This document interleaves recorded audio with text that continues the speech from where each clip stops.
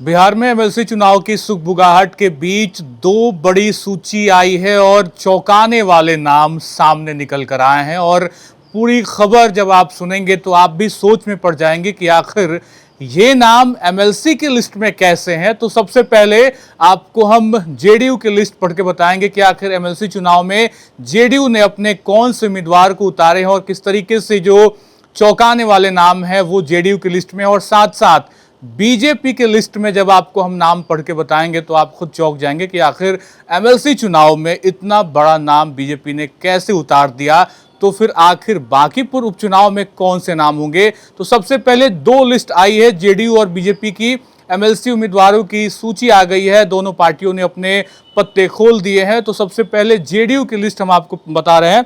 निशांत, जो कि पहले से तय था कि निशांत कुमार को एमएलसी बनाना है।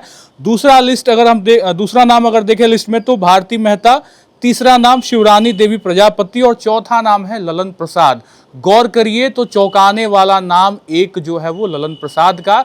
हर्षवर्धन जो कि इस पूरे रेस में थे उनका नाम नहीं है। इसलिए हम कह रहे हैं कि जेडीयू में अगर हम देखें तो पूरे लिस्ट में चौंकाने वाले नाम है और हर्षवर्धन का नाम ना होना ये अपने आप में बड़ा सवाल खड़े करता है, क्योंकि बीते एक दो हफ्तों से लगातार हर्षवर्धन का जिक्र था कि उनको भी एमएलसी चुनाव में उम्मीदवार बनाया जाएगा। तो ये थी जेडीयू की लिस्ट। लेकिन बीजेपी की लिस्ट सबसे ज्यादा चौंकाने वाली है इस एमएलसी चुनाव में। 10 सीटों पे चुनाव था, 9 पे चुनाव था और एक उपचुनाव के तौर पे देखा जा रहा था, क्योंकि निशांत कुमार को उस सीट पे उतारना था, नीतीश कुमार ने वो सीट छोड़ी थी। लेकिन जब आप जेडीयू की लिस्ट देखेंगे तो ललन प्रसाद के नाम के आगे उपचुनाव लिखा गया है और बाकी पे द्विवर्षीय चुनाव लिखा गया। ये भी डिकोड करने वाली बात है कि आखिर निशांत को उस सीट से नहीं भेजा जा रहा है जिस सीट से नीतीश कुमार ने उस सीट को छोड़ा था। अब आते हैं बीजेपी की लिस्ट पे। पवन सिंह, बड़ा नाम।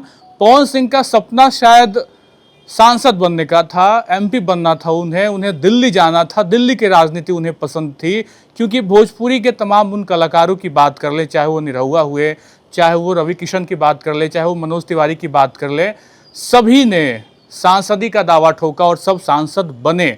हालांकि अब तो पिछले लोकसभा चुनाव में निरहुआ चुनाव हार गए।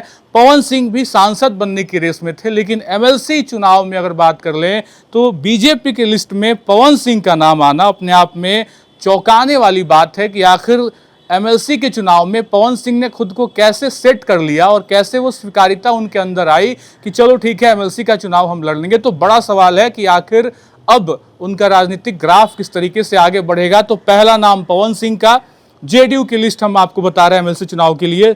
दूसरा नाम है संजय मयूख का। ये बड़ा नाम है और चौंकाने वाला नाम। एक बार फिर से भरोसा जताया गया है, बीजेपी ने एक बार फिर से भरोसा जताया संजय मयूख पे। लेकिन सवाल ये खड़ा होता है कि आखिर बांकीपुर उपचुनाव में बीजेपी से अब उम्मीदवार कौन होगा, क्योंकि संजय मयूख का जो नाम है वो काफी आगे चल रहा था। उपचुनाव बांकीपुर से चुनाव लड़ने की रेस में उन्हें उम्मीदवार बनाया जाना था शायद। लेकिन अब एमएलसी चुनाव में ही अगर देखें तो बीजेपी की लिस्ट में संजय मयूख का नाम है। इसका मतलब अब बांकीपुर उपचुनाव में अभी बहुत कुछ होना बाकी है। बीजेपी के कैंडिडेट के तौर पे किसे हम देखेंगे ये सस्पेंस अभी भी बरकरार, क्योंकि एमएलसी के चुनाव में संजय मयूख का नाम आ गया। हालांकि संजय मयूख का नाम चुनाव के तौर पे देखें तो विधायकी के लिए चल रहा था। तीसरा नाम है अनिल कुमार ठाकुर और चौथा नाम है शीला पंडित। तो ये 4 नाम बीजेपी की तरफ से, 4 नाम जेडीयू के, यानी कि 8 उम्मीदवारों की सूची आ गई।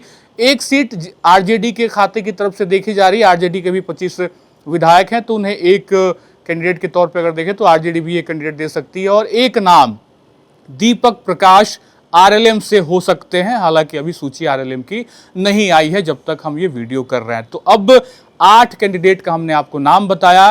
बांकीपुर उपचुनाव में संजय मयूख का चेहरा अब नहीं, क्योंकि उन्होंने अब एमएलसी का जो लिस्ट आया उसमें उनका नाम है, यानी कि बांकीपुर में बीजेपी के अभी पत्ते खोलने बाकी हैं।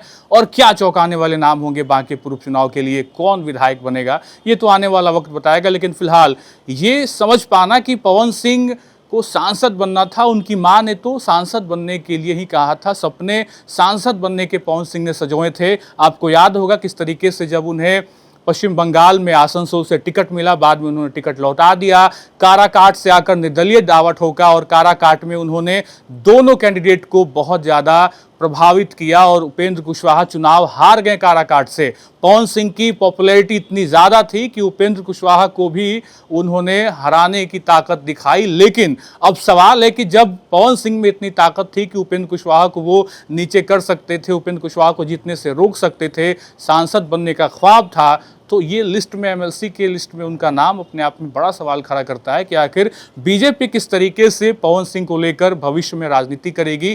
क्या ये जो 2 साल के लिए लिस्ट जारी किया गया, यानी जो एमएलसी बनेंगे 2 साल के लिए, तो अब आगे 29 में लोकसभा चुनाव है, क्या पवन सिंह तब तक फिर से बड़ा चेहरा बन पाएंगे या राजनीति उनकी उतनी बड़ी हो पाएगी, देखने वाली बात होगी। और बाकी पूर्व उपचुनाव पे नजरें हैं सबकी, बीजेपी का उम्मीदवार कौन होगा, क्योंकि संजय मयूख अब एमएलसी की लिस्ट में है, यानी कि संजय मयूख का जो नाम चल रहा था लगातार कि बांकीपुर से वो उम्मीदवार हो सकते हैं, वो अब नहीं होने जा रहा। फिलहाल ये खबर आपको कैसा लगा कमेंट करके जरूर बताइएगा। और आपने भी क्या पवन सिंह का नाम सुन के आपके जहन में भी आया कि आखिर पवन सिंह ने एमएलसी बनने के लिए खुद को कैसे सोचा और कैसे खुद को तैयार किया, कैसे ये स्वीकारिता आई उनके अंदर कि ठीक है मैं एमएलसी के लिए उम्मीदवार बनूंगा।